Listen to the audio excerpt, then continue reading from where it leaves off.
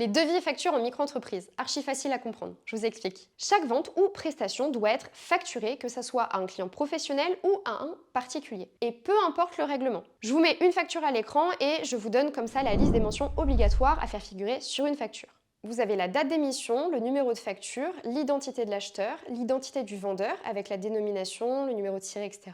La date de la vente, toute la prestation, le détail des produits ou services, quantité, prix unitaire, le montant total à payer. Si vous ne facturez pas la TVA, il faudra la mention TVA non applicable, article 293b du CGI, très important cette phrase. Si vous facturez la TVA, il faut faire figurer le numéro d'identification et le taux de TVA. Vous devez également faire figurer les réductions éventuelles, les conditions de paiement, donc l'échéance, les pénalités de retard, l'indemnité forfaitaire de recouvrement, les conditions d'escompte, etc.